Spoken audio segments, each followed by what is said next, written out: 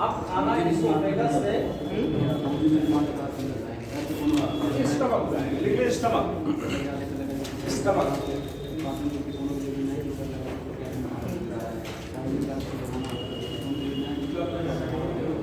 Stomach को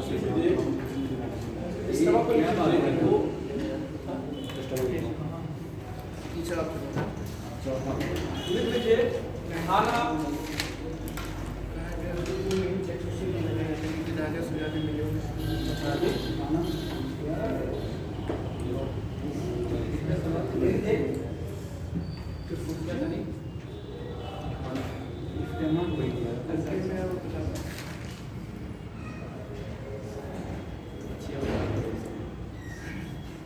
जैसे आपने देखा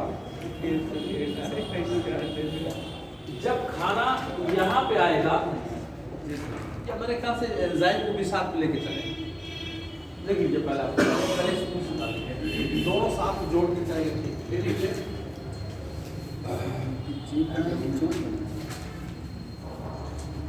खाना मुंह में लेने पर लार ग्रंथियां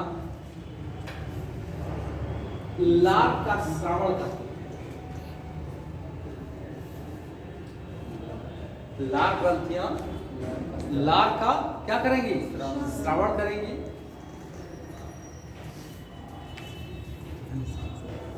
जैसे आपने खाना खाया तो तुरंत क्या चीज निकलेगा? सलाइवा। और सलाइवा में जान लीजिए दो इंपॉर्टेंट एंजाइम होते हैं, टाइलिन और माल्टेज, दो एंजाइम होते हैं। सबसे पहली बात तो ये है कि सैलरी ग्लैंड से क्या निकलेगा? सलाइवा। आप तो याद रखिए कि जो डेवलप कंट्रीज होते हैं किसी इंडिविजुअल्स को पनिश करने के लिए वो एक साइकोलॉजिकल ये करते हैं। वो क्या करते हैं? करना तो उनको खट्टा आम दिखा करके, जैसे खट्टा आम दिखाए कुछ और तो सलाइवा बहुत निकलता है, तो उसको मारा भी नहीं, उनके शरीर का सारा पानी उन्हें निकाल दिया। अब खास करके लेडीज तो खटाई और ये कच्चा आम दिखा के बात जो है सिर्फ नाम सुन के आदमी पानी आ जा रहा है, देख करके क्या नाम है, ये साइकोलॉजिकल ट्रीटमेंट के लिए आता है। तो जैसे ही आपने खाना खाया, खाने में क्या निकलेगा? सलाइवा। क्या आपने लिखा? लार ग्रंथियां लार का श्रावण करती हैं और इस लार में दो एंजाइम पाया जाता है, एक टाइलिन और दूसरा माल्टेज।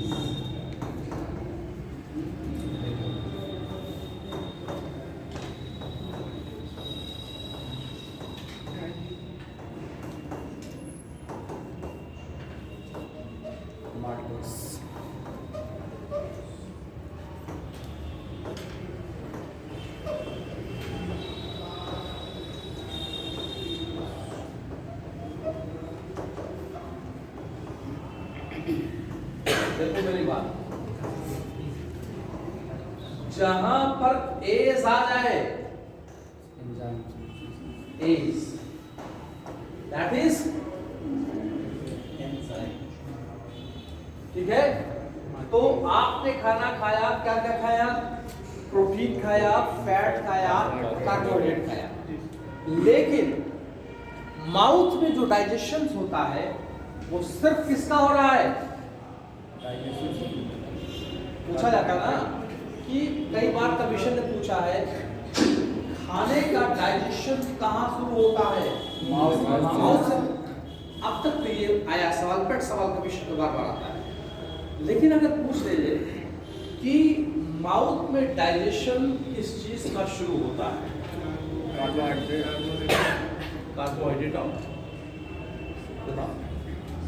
कार्बोहाइड्रेट हो सकते हैं, ग्लूकोज, तो ग्लूकोज कार्बोहाइड्रेट है ही। ओनली कार्बोहाइड्रेट का डाइजेशन माउथ में हो रहा है, क्योंकि आप देख रहे हैं स्टार्च या कार्बोहाइड्रेट, माल्टोज कार्बोहाइड्रेट। क्या प्रोटीन और लिपिड का डाइजेशन माउथ में हो रहा है? नहीं सर। ध्यान रखिएगा, लिख लीजिए। सवाल पूछे जाते हैं, इस तरह टेक्निकल पूछ रहे हैं। अब तो कई बार पूछा जाता है, हमेशा बार पूछा है कि खाने का डाइजेशन, पाचन कहाँ शुरू होता है? माउथ में शुरू हो जाता है। लेकिन अगर आप ये पूछ ले किसका शुरू होता है स्पेसिफिक, आगे लिख लीजिए। सलाइवा का नेचर कैसा होता है? सलाइवा जो लार होता है, एसिडिक होगा कि बेसिक होगा? एंजाइम है कि न्यूट्रल होगा? न्यूट्रल होगा सर, एंजाइम है न्यूट्रल होगा। किसका होगा? एसिडिक होगा सर, एसिडिक। बात पलट के कह रहा था। लिख लीजिए सलाइवा का, saliva nature of saliva is acidic. Saliva का प्रकृति एसिडिक होता है, अम्लीय होता है।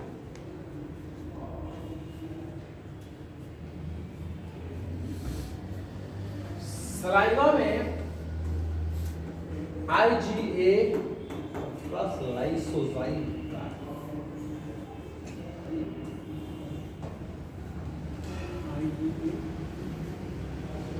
पूछा जाता है कि ये एंटीबॉडीज है, कौन सा एंटीबॉडीज हमारे सलाइवा में पाया जाता है? IgA और लाइसोजाइम। ये दोनों एंटीबॉडी है। ये लाइसोजाइम क्या होता है कि हमारे शरीर में जो भी पोर वाले जगह है, पोर का मतलब जहाँ छिद्र है, हमारे शरीर के स्किन में भी छिद्र है, जहाँ भी छिद्र है वहाँ पर लाइसोजाइम निकलता है। और लाइसोजाइम जो होता है वो एंटीबैक्टीरियल होता है, एंटी फंगल्स होता है। ये क्या करेगा? हमारे फर्स्ट लाइन ऑफ डिफेंस होता है। फर्स्ट, जैसे आपने देखा किसी पीएम की जो सुरक्षा होती है, कई घेरा होता है ना, तो पहला जो सबसे लास्ट घेरा होता है, तो उसी को हमारा जो first line of defence body का होता है, हमारे लाइसोजाइम स्किन का जो यानी जहां भी छिद्र है लाइसोजाइम निकलेगा। ठीक है, पीएच कितना होगा इसका? अगर हम 7 से कम 7.6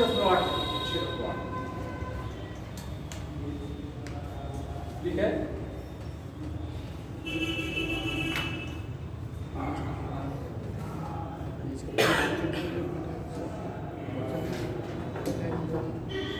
अब देखिए खाना का डाइजेशन कहाँ शुरू हो गया? माउथ से। अब कहाँ पहुंचेगा? स्टमक में शुरू हो गया। समझ गए? स्टमक में हुआ। जैसे ही खाना स्टमक में पहुंचा, वैसे ही गैस्ट्रिक जूस निकलता है। गैस्ट्रिक जूस निकलता है, जिसको क्या जठर रस में, जठर रस है ना, गैस्ट्रिक पानी होगा, HCl। ठीक है, लेकिन गैस्ट्रिक जूस पी के क्या होगा? 95% water, 0.5% HCl,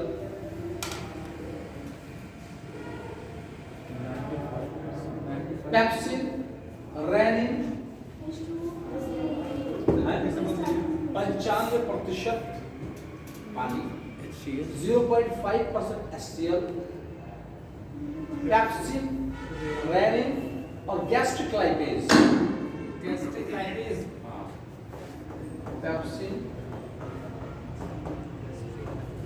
rennin, gastric lipase.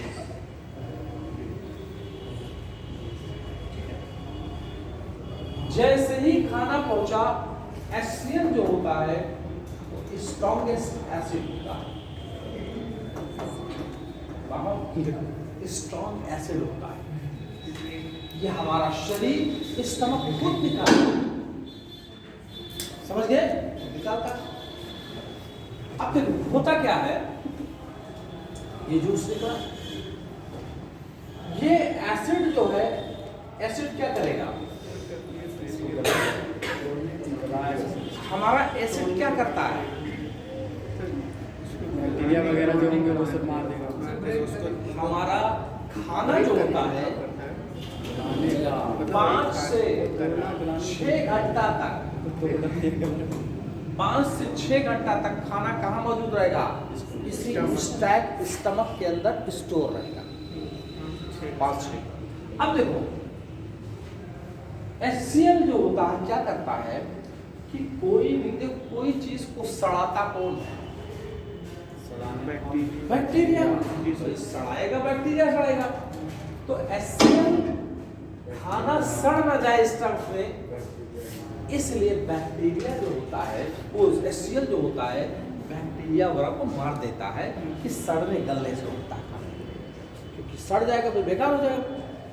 तो HCl लगेगा, ठीक है बात। अब 5 से 6 घंटा रहेगा। दूसरी बात, इसीलिए कभी कभार जब हम पार्टियों में जाते हैं, पार्टी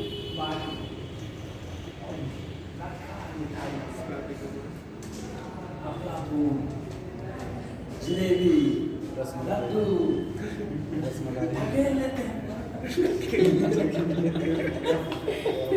जिंदगी और मौत से आदमी नहीं कुछ लोग आप किसी नहीं करा रहे, आप पढ़ाना होइए, गुस्सा नहीं कर रहे। अरे भाई अब अंदर ढकेल लिया तब खाया क्या, मीठा और बेकार आ रही खट्टे होता ना, खाया आपने मीठा और बेकार कैसी आ रही है, आप सोचिए कौन सा लीला खाया मीठा बेकार आ रही, जैसे लगता है जान निकल रही थी, कड़वी कड़वी आ रही है। वो इसलिए कि जो डिसबैलेंस खाया, गैस्ट्रिक जूस खूब कस के निकल आया, बहुत ज्यादा निकल आया। अब ज्यादा निकल आया और गैस्ट्रिक जूस कैसा, क्या नेचर है उसका,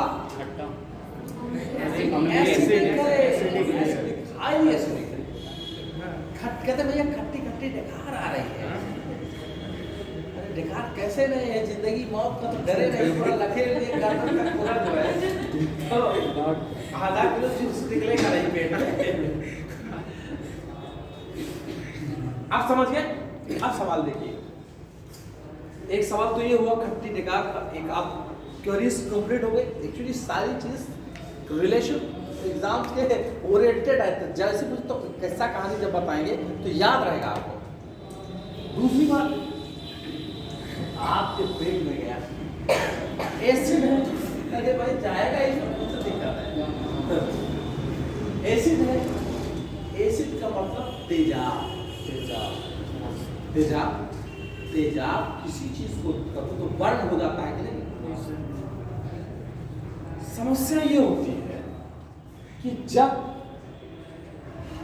भी खाते हो, जब खाते हो, कुछ भी खाओगे तो गैस्ट्रिक जूस निकलेगा, थोड़ा थोड़ा निकलता है।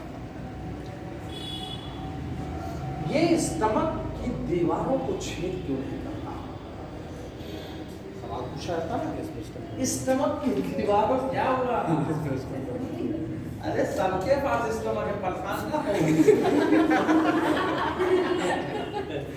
परेशान है हमारे ऊपर हो रहा है भाई,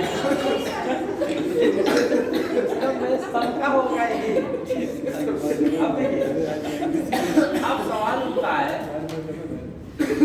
कि जो एसिड जो गया अब निकला, गैस्ट्रिक जूस निकला, इस गैस्ट्रिक जूस की वजह से एसिडिक है, ये क्यों नहीं पेट की दीवारों को छेद क्यों नहीं कर देता, क्योंकि सर एंजाइम लगे होते हैं ना, लेयर होता है। हाँ, ये एक म्यूकस लेयर होता है, म्यूकस लेयर, ये म्यूकस लेयर हमारे इंटेस्टाइन्स को सुरक्षा करता है, क्योंकि म्यूकस लेयर इस तरह का होता है कि यहाँ पर एंजाइम भी नहीं काम करता, वो एसिड भी नहीं काम करता। अब देखो मेरी बात, प्रोटेक्शन कर देता है। ये जो आप जो देखते हो कि बलगम आता है, सोचते हो कि नीला नीला बलगम होता है ना, ताकत से खींचते हैं, तो जब निकालते हैं तो कहते हैं ये है आया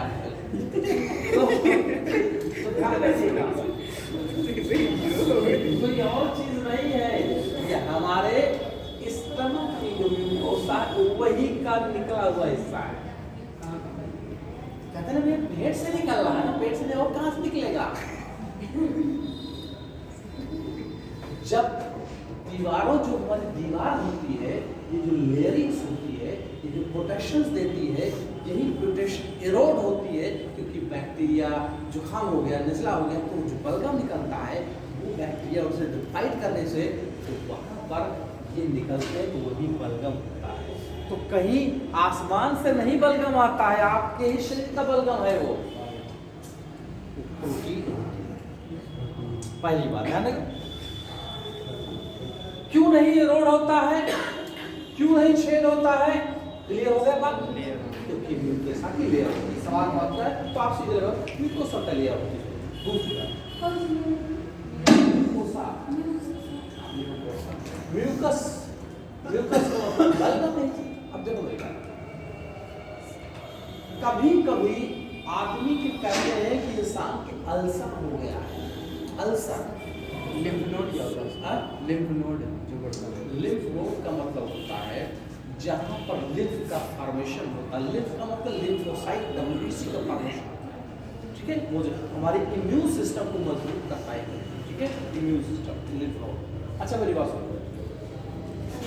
अब सवाल उठता है किसी को अल्सर कब होता है? अल्सर सर पेट के किसी आंतरिक भाग में अगर कट उठ जाता है, मतलब तो उससे चाहे पेट में चाहे इंटेस्टाइन्स में अगर छिद्र बन गया, डायरेक्टली ब्लड कैपिलरीज से डायरेक्टली कंटेक्ट हो गया, तो जब जब खाना खाओगे उसको खुरचेगा कि नहीं खुरचेगा, आपका डाइजेशन नहीं होगा, पेट पे हमेशा आप जो खाओगे सब बाहर निकल जाएगा। तो बड़ी खतरनाक कंडीशन होती है अल्सर, क्योंकि ये धीरे धीरे जख्म बनाते बनाते तो कैंसर तक कर सकती है। क्यों?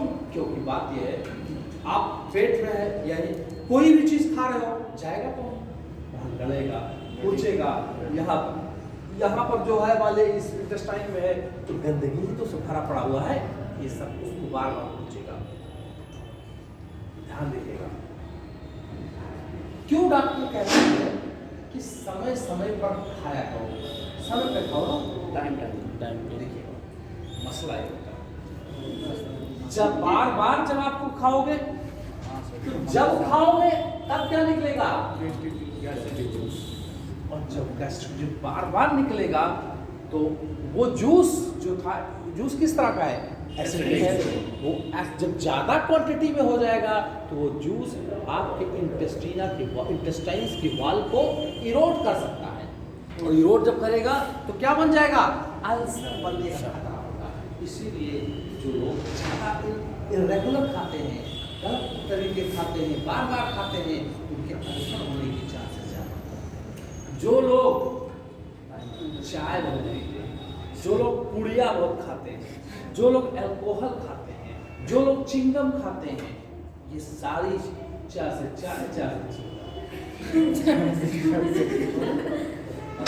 उनको ये खतरा होने के चांसेस ज़्यादा होते हैं, क्योंकि जैसे आपने चिंगम खाया या पुड़िया खाया, जूस तो जा रहा है, और जैसे ही स्टमक पे जाएगा इस गैस्ट्रिक जूस इरिटेट हो, गैस्ट्रिक जूस तुरंत निकलेगा। तो हमेशा ध्यान रखिएगा, वो खतरा बढ़ जाता है इस चीज़ का, ठीक है।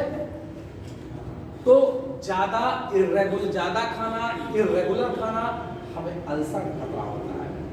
आपने हमेशा सुना होगा कि खाना खाने के तुरंत बाद पानी नहीं पीना चाहिए, और जो खाना के तुरंत खाने के बाद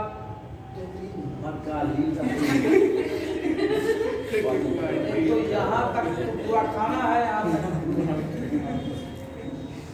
और उसके बाद बचा तो 2 गिलास करके उठा दिए, अब वही पकड़ लेट गए। ऐसा ही होता है ना कि जब घर तो लेट गए भैया बहुत जान निकल जाएगी। हमेशा ध्यान रखिएगा आप, जो व्यक्ति ये खाना खा के तुरंत 2-3 लीटर पानी पी लेगा उसके 50 किस्म की बीमारियां होने की चांसेस बढ़ जाते हैं। कैसे बढ़ जाते हैं? जब आपने खाना खाया गैस्ट्रिक जूस, गैस्ट्रिक जूस ने उस खाने के अंदर HCl है, HCl डायरेक्टली खाने के ऊपर अटैक करके जो बैक्टीरिया है, जितनी भी खतरनाक चीजों है उसको किल कर दिया। और गैस्ट्रिक जूस में जो ये एसिड है ये डायरेक्टली खाने के ऊपर अटैक कर करके धीरे धीरे बेहतरीन पचाता है।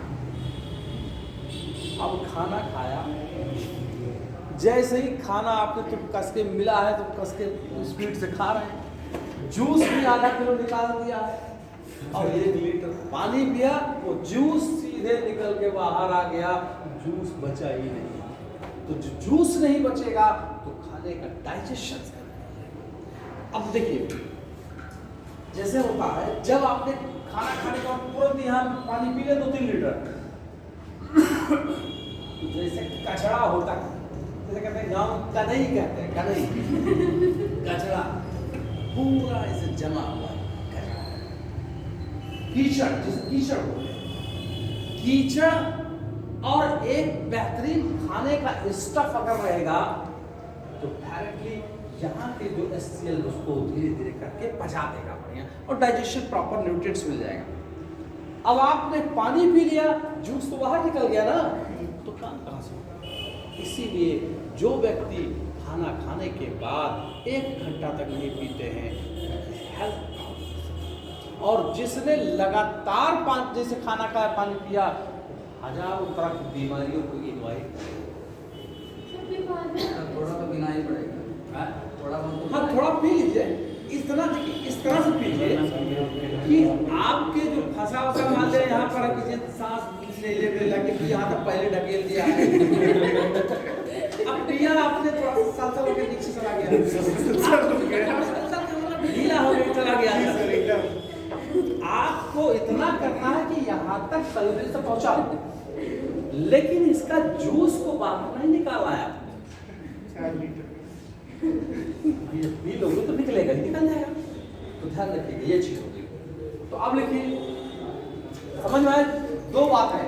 पहली बात, खाना खाने के तुरंत बाद पानी नहीं पीना चाहिए। अच्छा, खाना खाने के पहले क्या हो, जिससे खाना खाना है 1 लीटर 2 लीटर पी लो, क्या हुआ? आपकी बॉडी साफ है, वो आपकी सारी कोशिकाओं में जा जाकर पानी दे देगा, पूरी तरह ताजा हो जाएगा। अब खाना खा लीजिए, खाना खाने के बाद स्टमक में पानी नहीं है, वो अपना फिर ये जूस उसके ऊपर का, ठीक है। अब क्या लिखा आपने?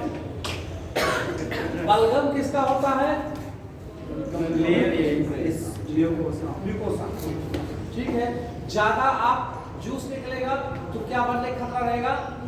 अल्सर। अल्सर क्यों बनेगा? क्योंकि गैस्ट्रिक जूस है। जूस किसका होगा? एसिडिक होगा, बेसिक होगा? लिख लीजिए, क्या लिखा आपने? सारी लिखिए इसको। और सर जो अपेंडिक्स होता है वो अपेंडिक्स जो होता है, अपेंडिक्स जैसे जो डिजीज होती है वो कैसे करें? अपेंडिक्स जो होता है, देखिए ये लार्ज इंटेस्टाइन में एक टुकड़ा होता है, एक पार्ट होता है अपेंडिक्स, उसमें कभी कभार खाना जा करके वहाँ फंस जाता है और वहाँ सड़ने गलने लगता है, सड़ने गलने पॉइजनस हो जाता है। वो भी बताएंगे, अभी आने दीजिए भी वहाँ यहाँ भी मसला वहाँ का नहीं है, ठीक है।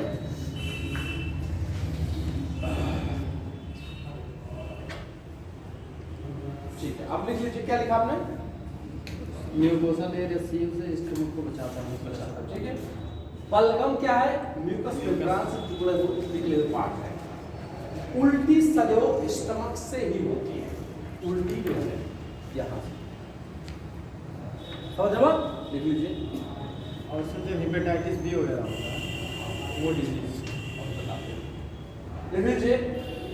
स्टमक पे खाना 5 से 6 घंटे तक रहता है।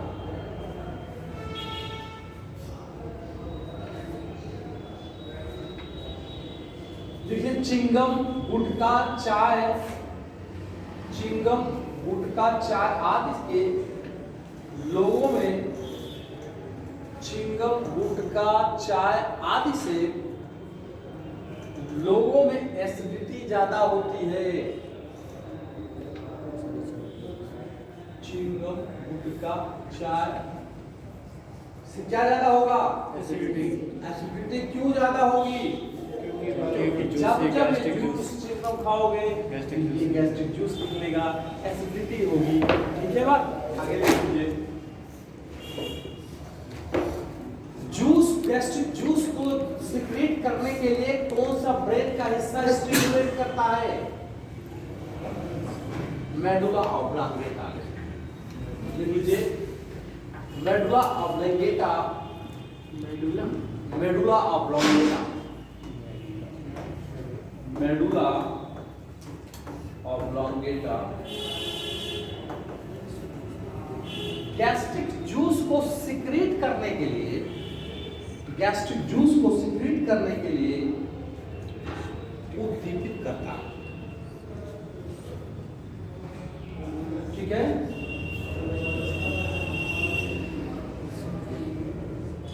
मनुष्य के स्टमक में, मनुष्य के स्टमक में केवल एक ही कोश होता है।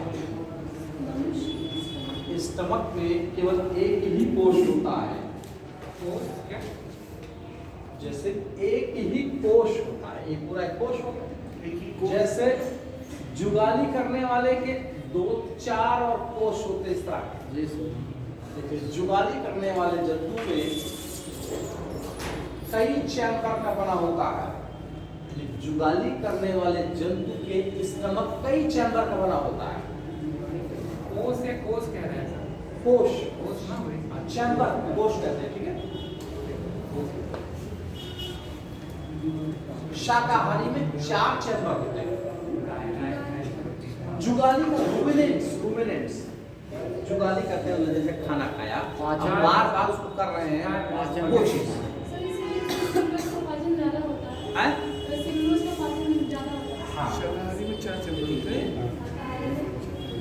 शाकाहारी जंतुओं के स्टमक में 4 कोश होते हैं। जुगाली, जुगाली का मतलब तंबाकू खा के मुंह चलाते हैं। अरे भाई जो जानवर गाय भैंस क्या करती है, पहले से खा लिया, फुर्सत से पहले मूंछड़ी कर लिया, पहले अंदर डाल, अब धीरे धीरे निकाल जमा देख पाचन करते हैं। ठीक है, गाय में बलगम बनता है कि नहीं? हाँ हम लोग को बलगम बनता है कि नहीं? गाय नहीं बनेगा, उसके स्टमक उसमें भी उसमें रूमेंस होगा, उसमें ग्लूकोसा होगी। ठीक है, ये पूरी उसी होगी। देख लीजिए आगे लिख लीजिए, क्या लिखा आपने? शाकाहारी जंतुओं के स्टमक में 4 लिख लीजिए, आगे लिखिए। स्टमक से खाना निकलकर कहाँ जाएगा? इंटेस्टाइन्स में जाता है।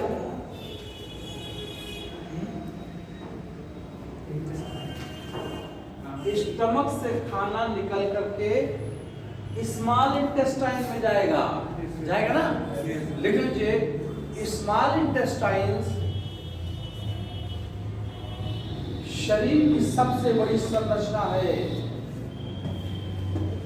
सर ये बढ़िया तो इसे कि स्मॉल ही कहा।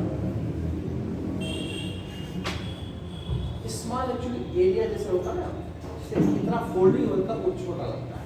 क्योंकि पहले खोज की गई वो पहले जब लोगों के पास एनालिसिस टेक्निक नहीं थी, तो स्मॉल छोटी जगह पा गया और वो देखा इतनी जगह पा गया। लेकिन तो बाद में जब फैलाया तो देखा कि वही 30 फीट मीटर हो गए, तो पहले जब नॉमेनक्लेचर नहीं दिया उसकी वजह से हो गया। लिख लीजिए, क्या लिखा? स्मॉल इंटेस्टाइन, स्मॉल इंटेस्टाइन शरीर की सबसे बड़ी अब संरचना ये है। इस छोटी आंत शरीर की सबसे बड़ी संरचना है और पाचन प्रक्रिया में सबसे महत्वपूर्ण संरचना है। पाचन प्रक्रिया में सबसे महत्वपूर्ण संरचना है। यदि यहाँ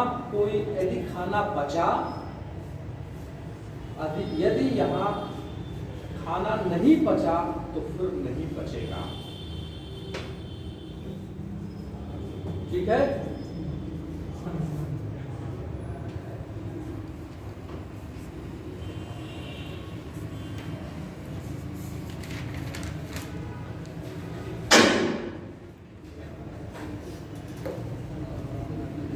यदि यहाँ पचा नहीं पचा तो फिर खाना कहीं पचेगा नहीं पचेगा। ठीक है,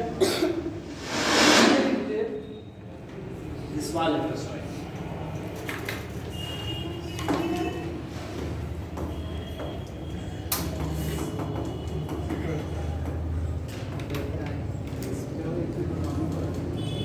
खाना स्टमक से क्या होगा, सीधे आएगा, दो कट पड़ जाएंगे। ये सवाल यहाँ पूछेगा, यूपीएससी हो गया।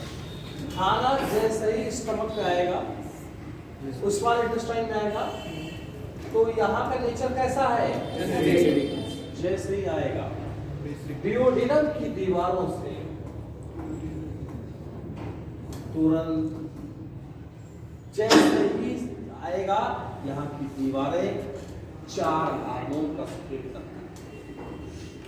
इंटेरोगैस्ट्रॉन, कोलिसिस्टोकाइनिन सिक्रेटिन और पैंथोसाइनिन। पूछा जाता है कि निम्नलिखित में कौन हार्मोन है, लिख लीजिए।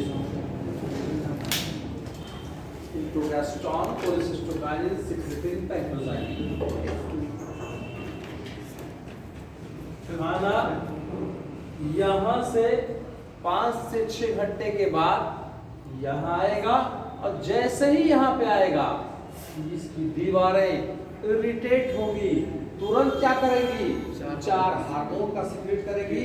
कौन कौन सा, इंटेरोगैस्ट्रॉन, कोलिसिस्टोकाइनिन, सिक्रेटिन और पैंथोसाइनिन। अब इसको सिर्फ आपको हम बता दें क्या काम है।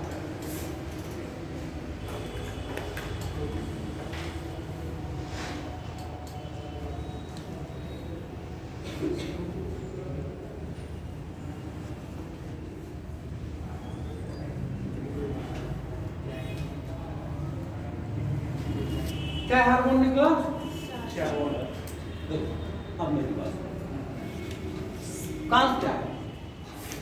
इंटेरोगैस्ट्रॉन क्या करेगा, तुरंत स्टमक पे जाएगा और कहेगा कि भैया जो तुम उथल पुथला मचे हो, कर्माकुंचन चल रहा है, अब रोक दो।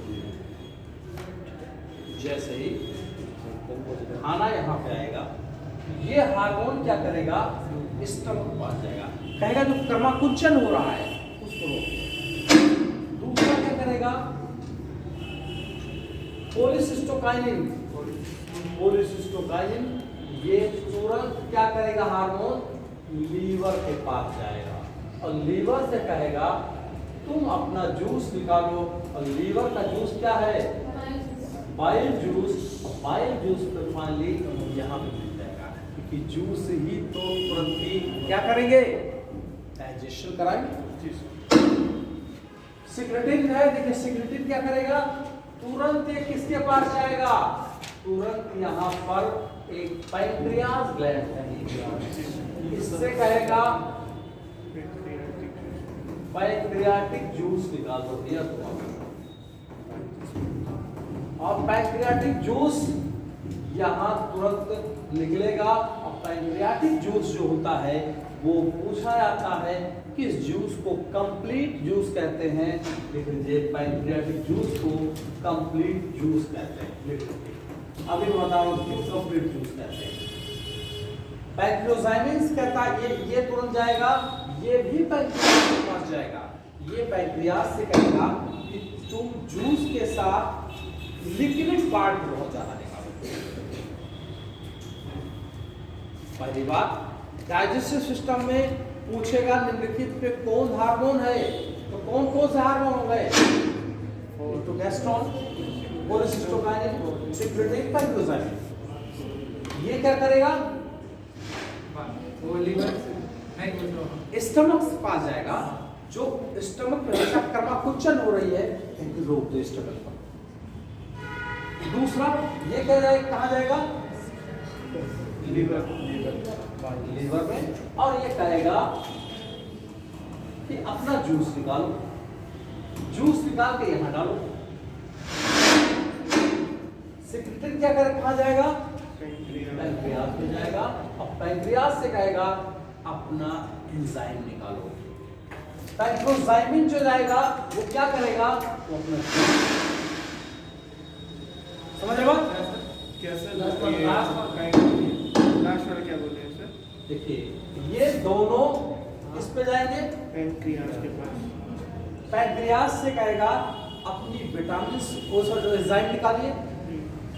ये वाला यही जाएगा पैंक्रियास के पास, पैंक्रियास से कहेगा लिक्विड पार्ट भी बहुत ज्यादा निकालो, यानी फ्लूइड भी बहुत ज्यादा निकालो। बात समझ रहे हो?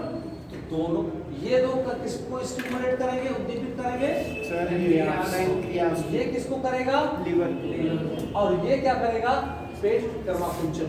बस इस पॉइंट को लिख लीजिए, यही आईएएस का टेस्ट को मजबूत जो सवाल आएगा तो यही पूछेगा लीवर 4 हार्मोन्स के नाम जानो, डाइजेशन में काम आते हैं।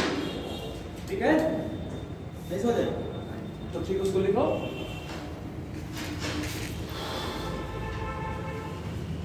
अब लिख लीजिए उसमें बाइल जूस, बाइल जूस लिख लीजिए। क्या अब हेडिंग डालिए बाइल जूस, ये बाइल जूस है ना, कई जूस हो गए, पेट में गैस्ट्रिक जूस, ये कौन सी, बाइल जूस, अगला पैंक्रियाटिक जूस। तो बाइल जूस लिख लीजिए,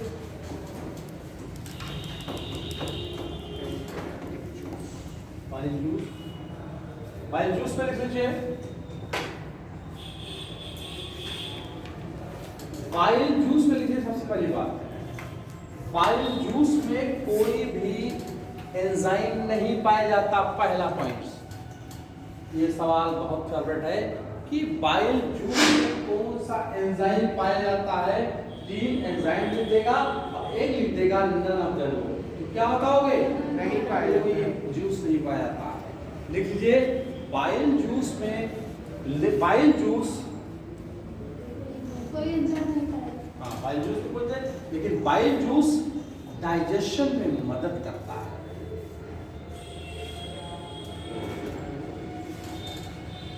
बाइल जूस क्या करेगा, डाइजेशन में मदद करेगा। जब मदद करेगा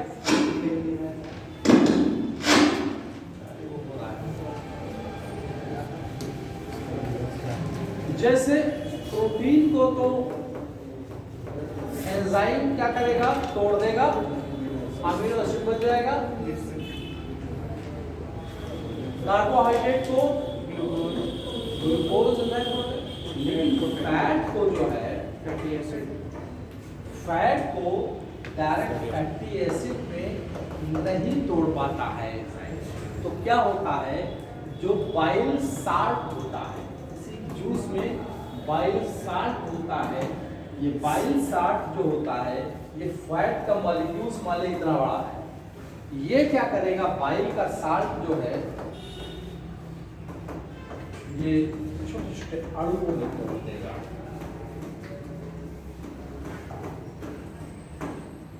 फैट के छोटे छोटे अणुओं में तोड़ देगा। कौन, बाइल साल्ट। अब छोटे छोटे अणुओं को उसको फैटी एसिड में तोड़ा जा सकता है। अगर ये नहीं होगा तो ये छोटे अणुओं में नहीं टूटेगा, क्योंकि फैट का मॉलिक्यूल सबसे जटिल मॉलिक्यूल। समझ गए, लिख लीजिए, बहुत इंपॉर्टेंट पॉइंट है ये।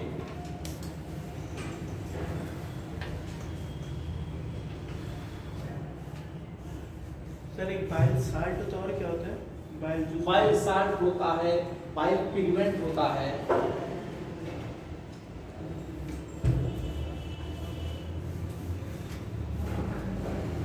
लिख लिया आपने, लिख लीजिए। अब पैंक्रियाटिक जूस,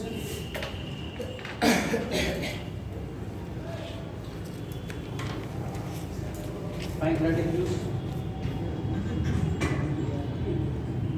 देखो, वाइल साल्ट का बड़े मॉलिक्यूल को छोटे मॉलिक्यूल्स को तोड़ने की क्रिया को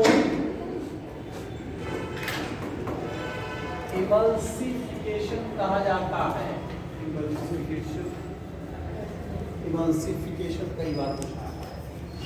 वाइल के बड़े मॉलिक्यूल्स को छोटे मॉलिक्यूल पर तोड़ देने की क्रिया को इमल्सिफिकेशन कहा जाता है। ठीक है, आगे भी आपका पैंक्रियाटिक जूस है।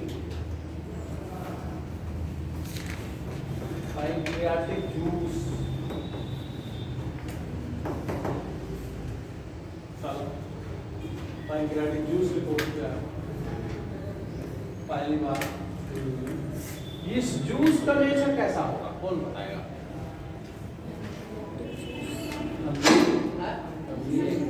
क्या बेसिक बेसिक वही चीज एल्कलाइन होगा। इसके बारे में लिखे कंप्लीट डाइजेस्टिव जूस है।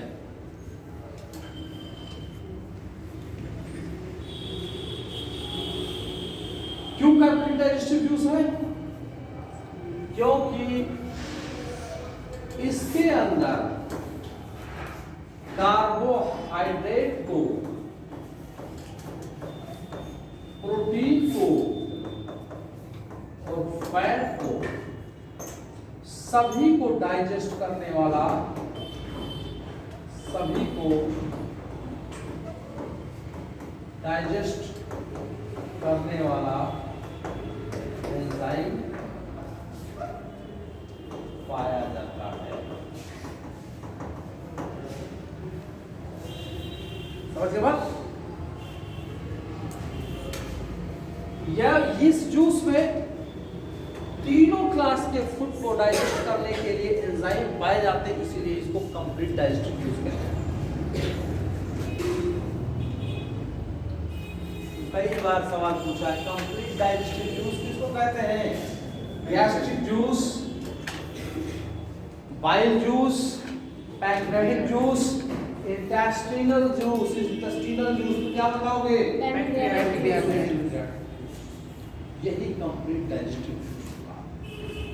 समझ गए बात? अब इस तरह से सारी चीज मिल करके डाइजेस्ट कर देगी। अब मामला, इसमें कुछ एंजाइम का नाम लिख लीजिए। Trypsin, trypsin, trypsin, trypsin, chymotrypsin, trypsin, chymotrypsin,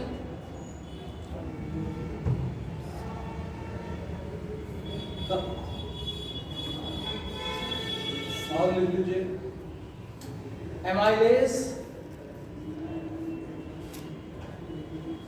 amylase, lipase, amylase, lipase. इसमें कौन किसको अभी बताओ, इसीलिए मैं लिखा रहा हूँ। Amylase, lipase, amylase, lipase. ठीक है, देखो मेरी बात। ट्रिप्सिन, काइमोट्रिप्सिन, ये प्रोटीन, एमाइलेज कार्बोहाइड्रेट के लिए, लाइपेज फैट के लिए। तो तीनों क्लास फूड हो गए कि नहीं हो गए? तीनों क्लास।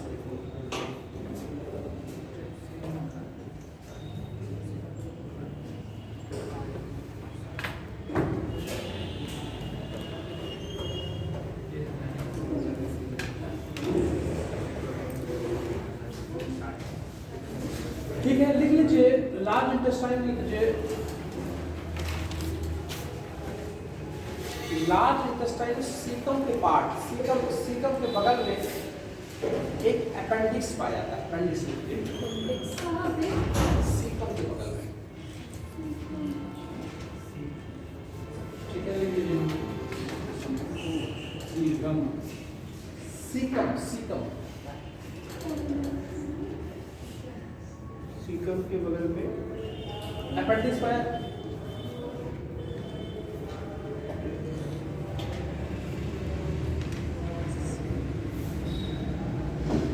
अपेंडिक्स में अपेंडिक्स का पाया सीक ऑफ द बॉडी। लिख लीजिए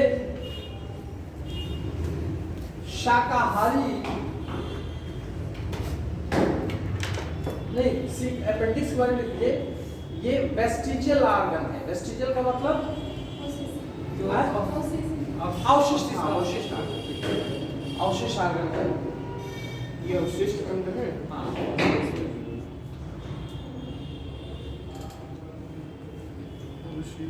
हर्बीवोरस शाकाहारी जंतुओं में सेलुलोज को डाइजेस्ट करने की कैपेसिटी सेलुलोज बैक्टीरिया से होती है।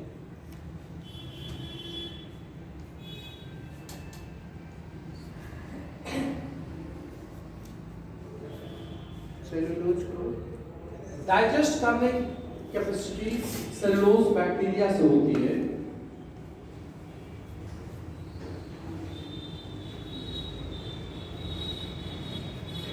लिख लीजिए यदि कभी खाना अपेंडिक्स में फंस जाए, पहुंच जाए, अपेंडिक्स में पहुंच जाए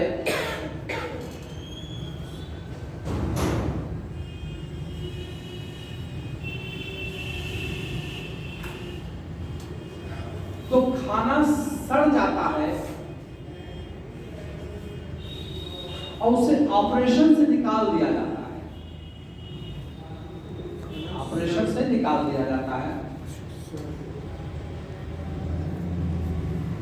नहीं तो ये फट करके जहरील जहर पैदा करता है।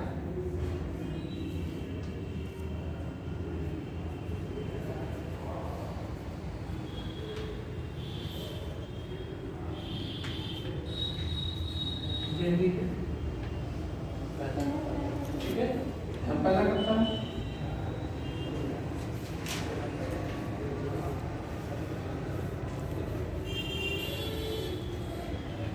सेलुलोज को डाइजेस्ट करने की कैपेसिटी कौन करता है? डाइजेस्ट करता है सेलुलोज एंजाइम वो बैक्टीरिया। बात सुनो।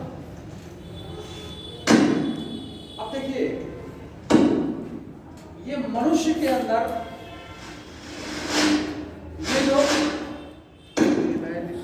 हम लोग भी सब्जी खाते हैं कि नहीं, सेलुलोज जब खाते हैं तो क्या है, हमारे अंदर भी सेलुलोज को डाइजेस्ट होता है।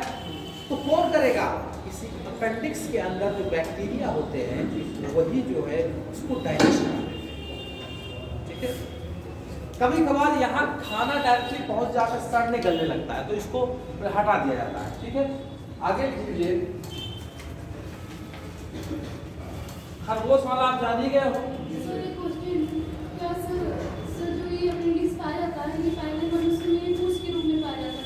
हाँ, ये वेस्टिजियल ऑर्गन है, इसका मतलब मनुष्य का शाकाहारी होने का भी एक एविडेंस है। तो पूछा जा सकता है मनुष्य का मांसाहारी का एविडेंस कौन देता है? मांसाहारी का दांत और शाकाहारी का वही बता रहा हूँ। अपेंडिक्स दोनों तरह के हमारे शरीर के अंदर, मनुष्य के अंदर उसके मांसाहारी होने का प्रमाण कौन दे रहा है? और किसी मनुष्य के अंदर शाकाहारी होने का प्रमाण कौन दे रहा है? ये चीज सही है। आगे लिख लीजिए, लिख लिया आपने? लिख लीजिए जब भी कोई फूड पॉइजनिंग हो जाती है, फूड पॉइजनिंग में बड़ी आंत काम नहीं करती है जिससे वाटर और मिनरल का एब्जॉर्प्शन नहीं हो पाता है।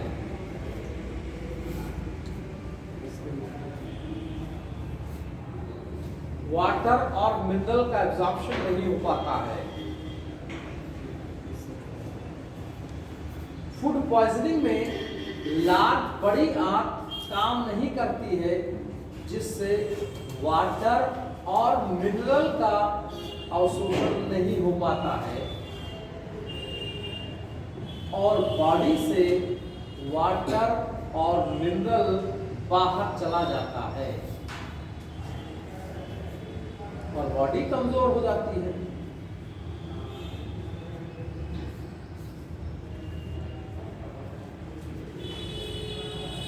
ठीक है, ध्यान रखिएगा। बहुत देर तक अगर हम एक्सक्रीशन नहीं करते, फीसेस को बाहर नहीं निकालते हैं, तो जो फीसेस होता है वो कठोर हो जाता है। जैसे आप बाथरूम देर तक नहीं जाते, फीसेस को नहीं निकालते हैं, तो फीसेस बहुत कठोर हो जाता है। क्यों कठोर हो जाता है?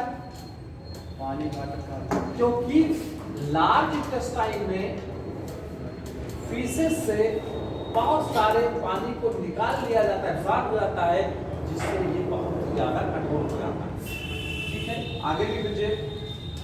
क्या लिखा आपने? जिसे कॉन्स्टिपेशन कहते हैं, कब्ज कहते हैं ना। ज्यादा समय तक फीसेस नहीं निकालने पर, फीसेस का मतलब मल न निकालने पर फीसेस कठोर हो जाता है, जिसे कॉन्स्टिपेशन कहते हैं।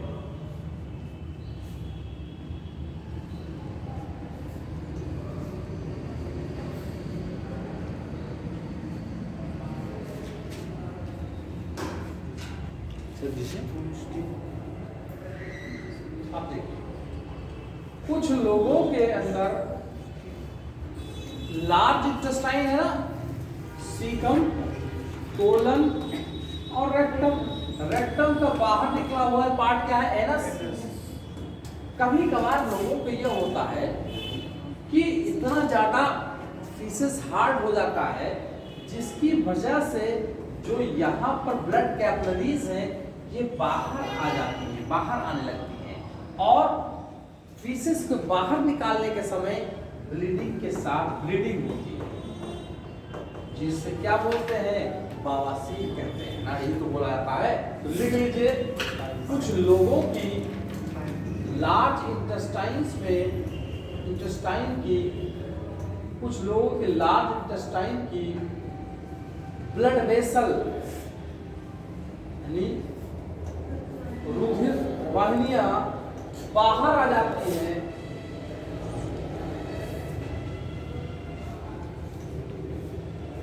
बाहर आ जाती हैं एनस के, मतलब उस ब्रैकेट में लिखिए, एनस लिख दीजिएगा, बाहर आ जाती हैं, जिससे मल त्याग के समय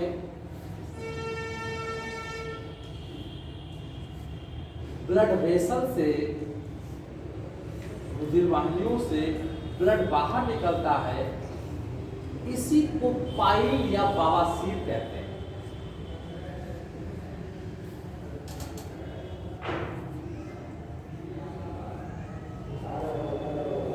अगर अगला लीजिए, अगर कठोर मल के कारण, अगर कठोर मल के कारण अंदर घाव बन जाता है तो इसको एनल फिशर कहते हैं। एनल फिशर कहते हैं, एनल फिशर कहते हैं। एनल फिशर कहते हैं।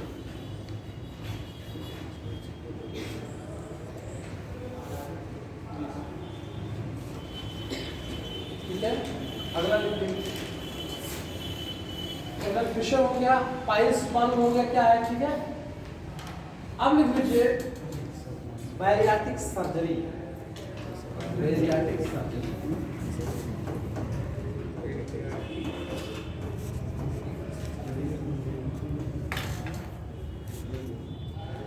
बैरियाटिक सर्जरी क्या होता, कौन बताएगा? बैरियाटिक सर्जरी क्या होता है?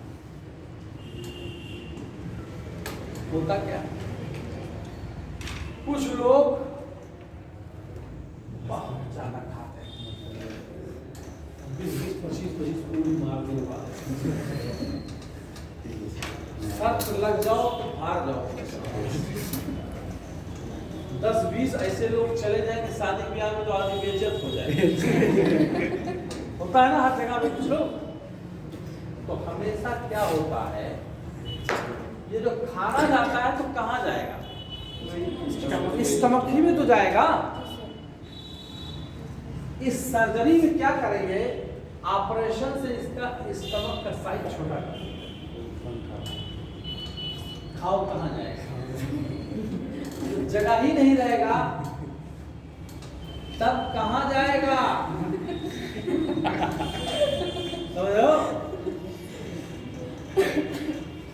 यही बेरेटिक ऑपरेशन होता है। लिख लीजिए, मोटे लोग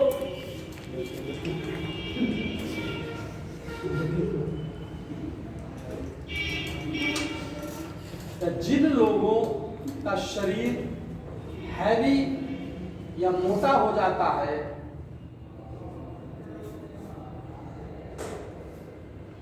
वह लोग वेट कम करने के लिए बैरियाट्रिक सर्जरी करवाते हैं। इसमें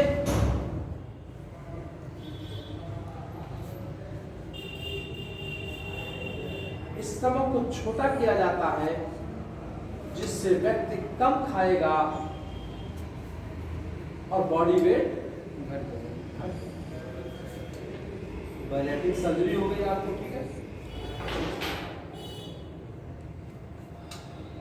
एक कंडीशन और होती है, ध्यान रखिएगा।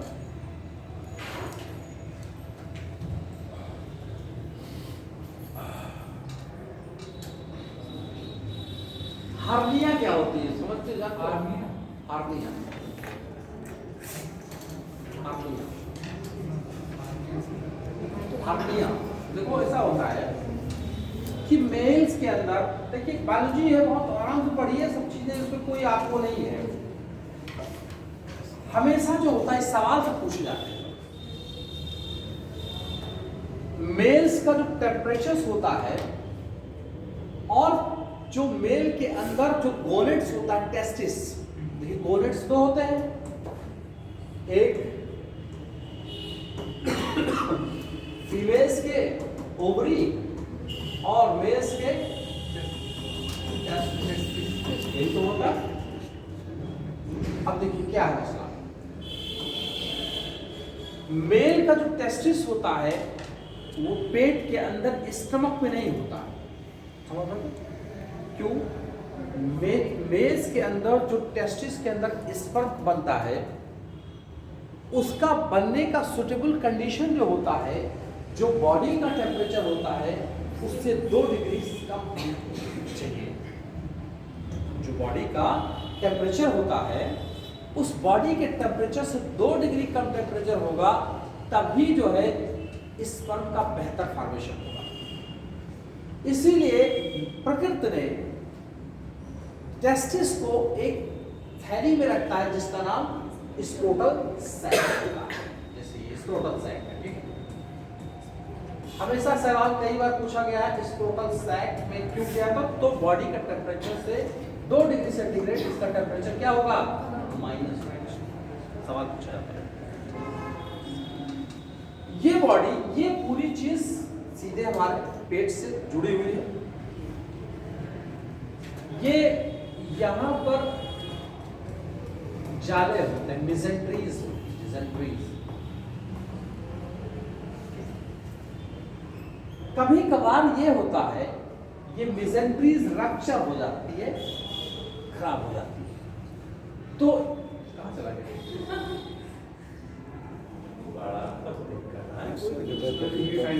पीरियड वहाँ पर कहीं पर टच कीजिए सर, ऊपर टच कीजिए। हाँ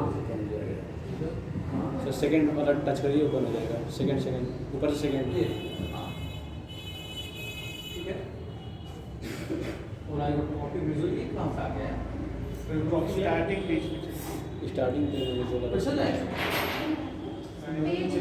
पेज देखिए, पेज कहाँ पेज? अच्छा ये एकदम नीचे लिख दो। एकदम नीचे स्थान है। ये वाला नहीं सर, एकदम नीचे। ये नहीं है शायद दूसरा। ये तो उसका गया है environment। और शायद ग्रिड में आया है। सेल लिस्ट कर दें आप। ग्रिड में आया है। सवाल है देखिए, कभी कभार क्या होता है, ये मेसेंट्रीज रप्चर हो जाते हैं, तो यहां से क्या होगा, इंटेस्टाइन आते इस स्कूटर सैक में आ जाता है। स्कूटर सैक में जब आएगा तो एक बहुत ही बेतहाशा एक पेनफुल कंडीशन आती है, इसी को बोलते हैं इंग्विनल हर्निया कहा जाता है, हर्निया। ठीक है, उसके बाद इसका ऑपरेशन करके फिर यहाँ पर एक आर्टिफिशियल जो जाली होती है लगा देते हैं, जिसकी वजह से इंटेस्टाइन से यहाँ पे जाती उतरे। ठीक है, तो हर्निया समझ क्या है, हर्निया सिर्फ ये है कि इंटेस्टाइन्स का स्कूटर सैक के अंदर आ जाना हर्निया। लिख लीजिए, यदि एलिमेंट्री कैनाल से एलिमेंट्री कैनाल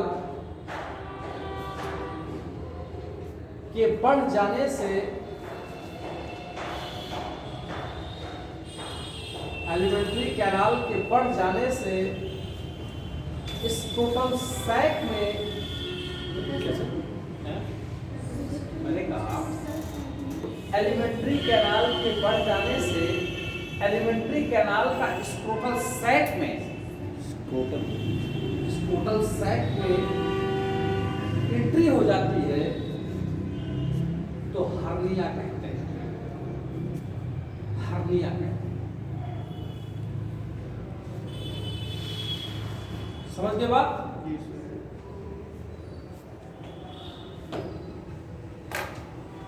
सारी बात आपको क्लियर हो गई। बवासीर क्या है ये भी मालूम हो गया, एंगल फिशर क्या है ये भी मालूम हो गया, हर्निया क्या है ये भी मालूम हो गया।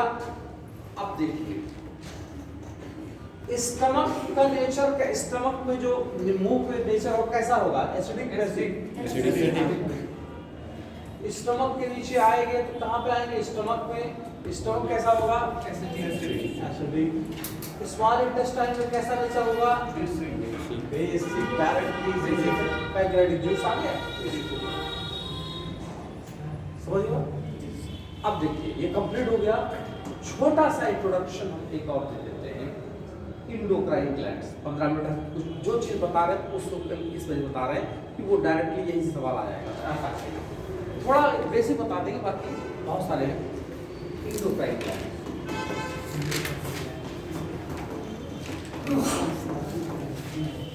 मजा आया कि नहीं सारा से बढ़िया, उबला वाला मजा आया? ठीक है, ऑपरेशन करा के होता मामला। देखो मेरे जैसे देखिए आप, देखा आपने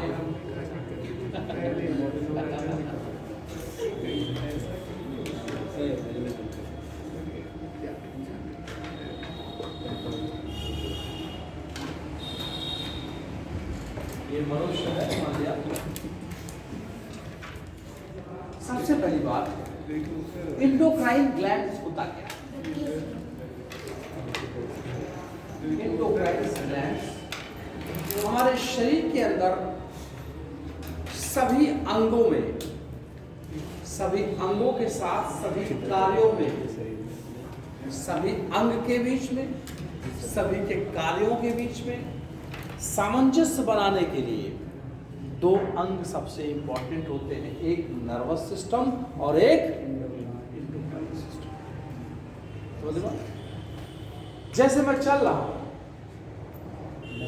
हूं तो मेरा ब्रेन कह रहा है पैरों से चलो, मेरा ब्रेन हाथ से कह रहा है कि इस तरह से मूव करो, हमारा ब्रेन कह रहा है आंखों को देखो इस तरह से, हमारा जबान ब्रेन कह रहा है जबान से क्या बोलो। ये सारे अंग जो मिलकर के ही तो सारा काम कर रहे हैं, सारे अंग मिल कर रहे हैं। ये सारी क्रिया ब्रेन की तरह से एक और है हमारे शरीर के शरीर के अंदर जो सामंजस्य बैठाता है वो इंडोक्राइन सिस्टम। पहली बात, इंडोक्राइन सिस्टम हमारे शरीर के अंदर पहली बात कितने अंतःस्रावी ग्रंथियां हैं। देखो मेरी बात, सीधे सीधे नहीं, सीधे सीधे सीखने से होता है, ऊपर से लेकर के लगाने को सीखता है। तो पहला देखिए इस तरह से बना लीजिए, इसके अंदर हमसे यही बोलवा दें आईफो आईफो सबसे ऊपर कौन सी ग्रंथि है, उसके बाद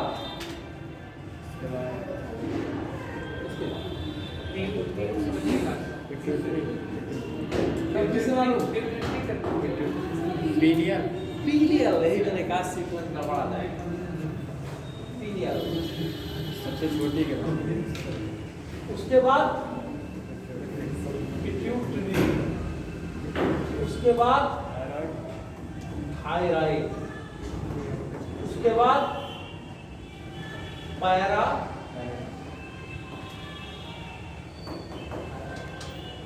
उसके बाद थाइमस, उसके बाद पैंक्रियास, उसके बाद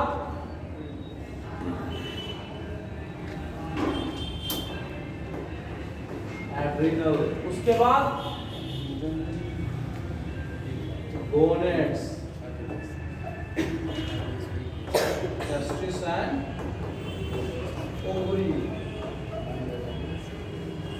ये पूरा आपका इंडोक्राइन, इसको सीक्वेंस से लगा लीजिए। ये सवाल बहुत बार पूछा गया है।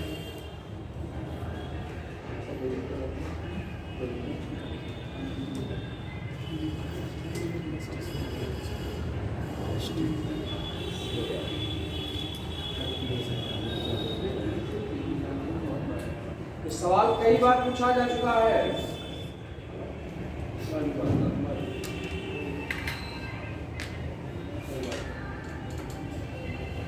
तो आप देखिए सीधे सीधे right from up to the cross root levels, सबसे पहला ग्लैंड कौन सा है, hypothalamus, pineus, pituitary, thyroid, parathyroid, thymus, pancreas, adrenal, gonad. UPSC directly पूछती है, यूपीएससी आईएएस सबसे पहले मिलाने को पूछ लेती है right from upper up to the base level, कौन सी ग्लैंड सीक्वेंस से है। ये hypothalamus, pineal, second third pituitary, thyroid, parathyroid, thymus, pancreas, adrenal, gonad. समझिए बात, समझ गए बात।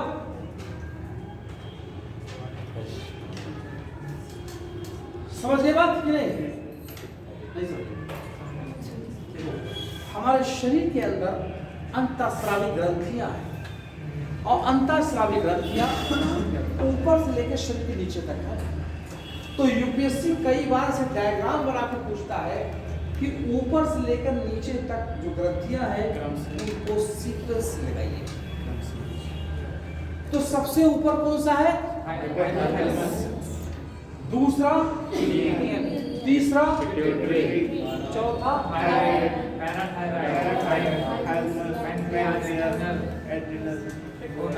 देखो बेटा, किसको मास्टर ग्लैंड कहते हैं,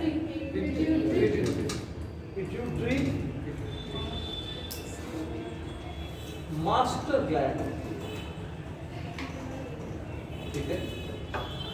और मास्टर को भी कौन कोई रेगुलेट कहेगा, जो करेगा मास्टर ऑफ मास्टर करेगा। तो पिट्यूटरी को कौन कंट्रोल कर रहा है,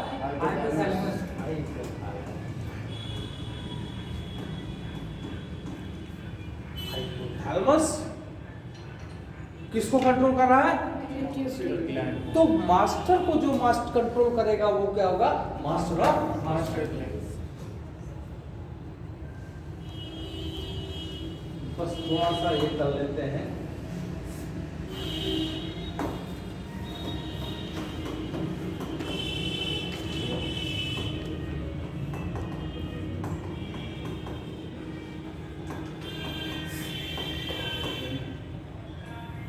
कितना टाइम हो गया? Yes, sir. केस अब इधर करवा क्या करें? पहला पिट्यूटरी का हार्मोन जो होगा TSH,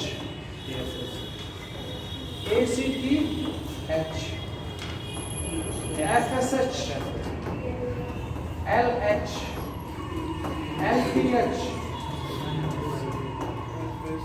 GH, R,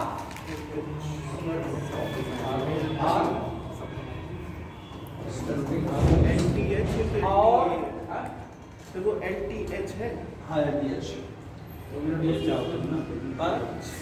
और पिट्यूटरी का दो हार्मोन जो डायरेक्टली सीधे अंग पर काम करेंगे उसको ADH और ऑक्सीटोसिन। देखो मेरी बात, पिट्यूटरी एक हार्मोन सिक्रेट करती है, क्या करेगी? Thyroid stimulating hormone, thyroid stimulating hormone. यानी ये हार्मोन किसको स्टिमुलेट करेगा? तो पूछेगा TSH कौन करेगा? Thyroid stimulating hormone. दूसरा एड्रीनो कॉर्टिकोट्रॉपिक हार्मोन। ये किसको करेगा? एड्रीनल ग्लैंड को स्टिमुलेट करेगा। ये हार्मोन कौन निकालना है? पिट्यूटरी। ये हार्मोन, इस हार्मोन कौन निकाला? पिट्यूटरी तो कर रही है। FSH किस पर स्टिमुलेट करेगा? गोनेड्स। गोनेड का मतलब जस्टिस एंड ओवरी। ओवरी के अंदर ये जाएगी, हार्मोन जब निकलेगा तो ओवरी के अंदर जो है वो ओवा को बनाएगा। फीमेल के अंदर ओवा जो बनता है, ओवा तभी बनेगा जब ये हार्मोन निकल करके ओवरी के अंदर जाएगा और ओवा को बनवाएगा। ठीक है। मेल के अंदर ये जाएगा, ये क्या करेगा? स्पर्म के बनने के लिए स्पर्मेटोजेनेसिस करेगा।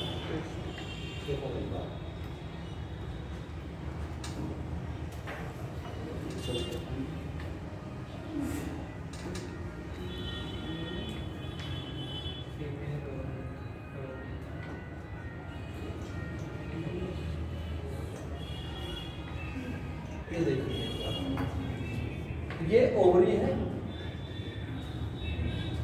ओवरी के अंदर क्या, ये ओवरी के अंदर क्या बनेगा? ओवा बनेगा। किसी ओवरी में किसी भी ओवा का स्पर्म से फर्टिलाइजेशन महिला के किस हिस्से में होता है? पार्ट में होता है। और फैलोपियन ट्यूब भी है। फैलोपियन ट्यूब भी है। ओवरी के अंदर ओवा बन गया। अब ओवा यहां से निकल करके यहां आएगा, तभी तो फैलोपियन ट्यूब में फर्टिलाइजेशन होगा। और ध्यान दीजिएगा, ओवा जो निकलेगा,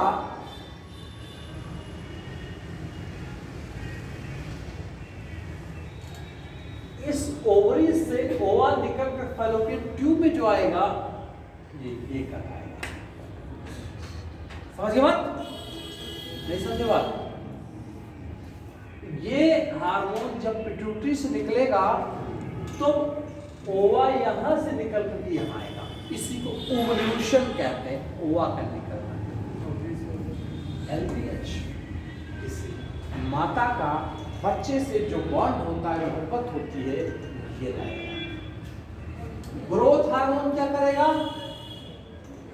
ग्रोथ हार्मोन किसी बच्चे का ग्रोथ के लिए जिम्मेदार है।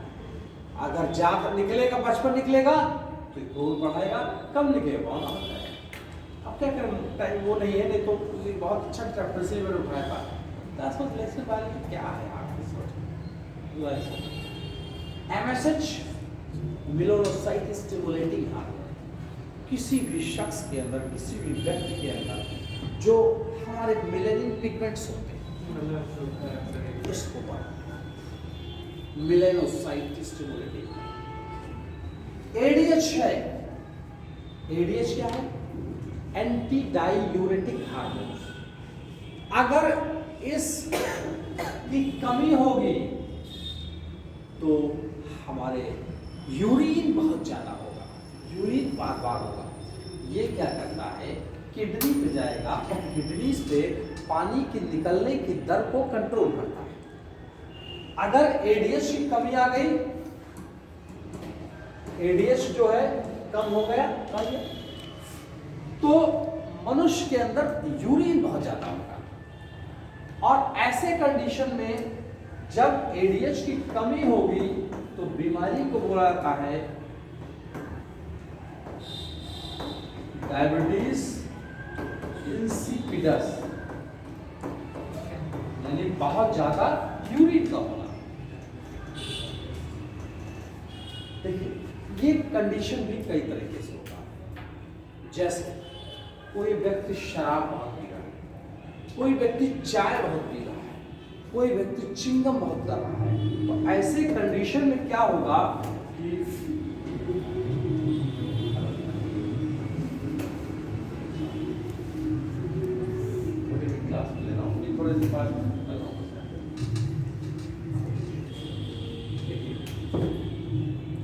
जब कोई शराब बहुत पीता है तो इसकी बॉडी के अंदर कमी आ जाती है। जब ये कमी हो जाती है तो यूरिन बहुत निकलता है। इसलिए कभी कभी शराबी जो होता है लड़खड़ा के गिरता है तो यूरिन बाथरूम में कर बैठता है। ठीक है। ADH की मात्रा मौसम पर भी डिपेंड होता है। जाड़े में ADH की मात्रा कम हो जाती है। जब कम हो जाती है तो यूरिन ज्यादा होता है, इसलिए जाड़े में ज्यादा यूरिन होता है। गर्मी में ADH की मात्रा बढ़ जाती है। जब बढ़ जाती है तो यूरिन क्या होता है, गर्मी में कम निकलता है। ये ADH कौन निकाल रहा है? यूरिन निकाल रहा है। दूसरा ऑक्सीटोसिन। ऑक्सीटोसिन का मतलब हुआ एक ऐसा हार्मोन, इसी को लव हार्मोन्स भी कहते हैं, इसी को मिल्क निकालने वाला हार्मोन्स भी कहते हैं, मिल्क हार्मोन्स भी कहते हैं। इसी हार्मोन को इजी बर्थ हार्मोन भी कहते हैं। ये हार्मोन क्या करेगा? मिल्क हार्मोन्स है, ये इजी बर्थ हार्मोन है। ये क्या करता है, जब भी ये हार्मोन्स क्या करता है कि माता के जो पैल्विक गर्डल, ये पैल्विक गर्डल होती है और ये पेक्टोरल गर्डल, ये हार्मोन्स माता के पैल्विक गर्डल्स को ढीला करता है। यहाँ की जो मसल्स होती है ढीला कर देता है, जिसकी वजह से क्या होता है कि माता अपने बच्चे को आसानी से जन्म दे देती है। इसीलिए इसको ऑक्सीटोसिन हार्मोन कहते हैं। हमेशा ध्यान रखिएगा, ये हार्मोन्स इजी बर्थ हार्मोन कहते हैं। हमेशा ध्यान रखिएगा कि जब कोई जैसे क्या होता है कि महिलाएं, अब पहले तो देखिए इस दुनिया में जितने भी लोग थे, इसको